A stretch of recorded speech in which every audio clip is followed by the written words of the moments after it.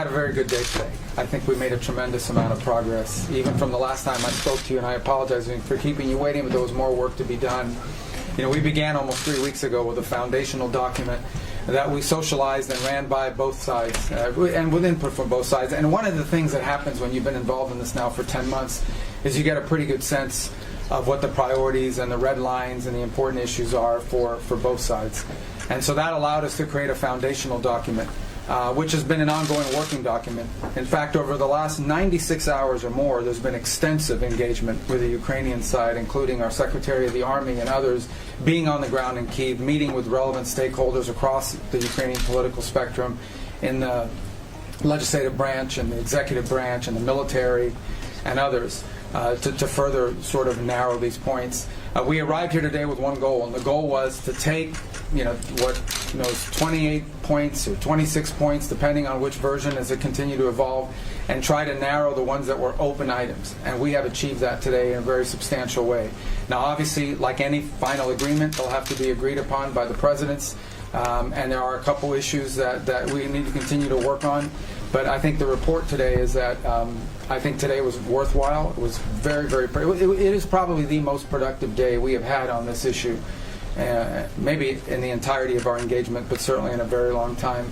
But work remains, and because this continues to be a working process, I don't want to declare victory or finality here. There's still some work to be done, but we are much further ahead today at this time than we were when we began this morning, and where we were a week ago for certain. Okay? You said about a couple of issues. Yes. Remaining. Could you please specify on that? Well, I'm not going to get into the details on the issues. This is a very delicate moment, and it's important. Like I said, there's not agreement on those yet. Some of it is semantics or language. Others require higher level decisions and consultation. Others, I think, just need more time to work through. As an aside, I will mention that there were items that we were discussing as part of the original 28, or it evolved. This is a living, breathing document. Every day with input, it changes. There were some that involved equities or the role of the EU or of NATO or so forth, and those we kind of segregated out because we just met with the national security advisors for various European countries, and those are things we'll have to discuss with them because it involves them. So we sort of really focused on the ones that were bilateral in nature for the most part. So there are a couple, none of it insurmountable. I can tell you that the items that remain open are not insurmountable. We just need more time than what we have today. I honestly believe we'll get there.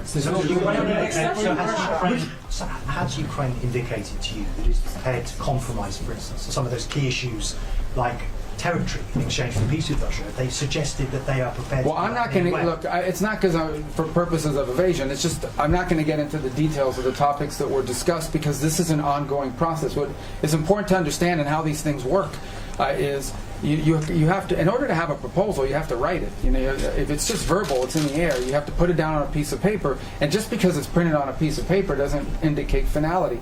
So you get input, and based on that input, you make adjustments, and then you get more input, or you make a counteroffer, and you get more adjustments. That's an ongoing process. There's a lot more of that to happen. So I'm not going to speculate or go into the details of any of the specific items in the latest version of the proposal because, frankly, by tomorrow or the next day, that may have evolved and changed further. And but I can tell you, I guess that I feel very optimistic that we can get something done here because we made a tremendous amount of progress today. Oh,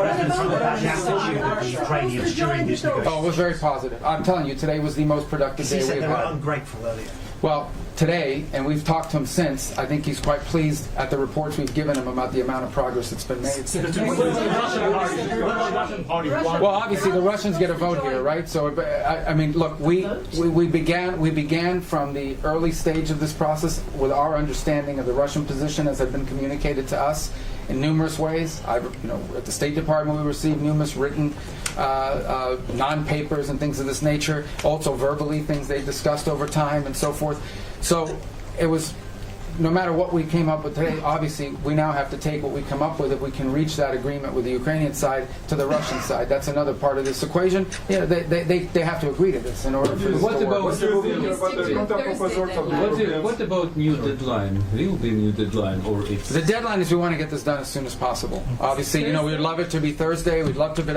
ultimately, the important point today is that we have made substantial progress. We've really moved forward. So I feel very optimistic that we're going to get there in a very reasonable period of time very soon. You know, whether it's Thursday, whether it's Friday, whether it's Wednesday, whether it's Monday of the following week. We want it to be soon because people are going to, between today and the time we deal with this, more people are going to die. More destruction is going to happen.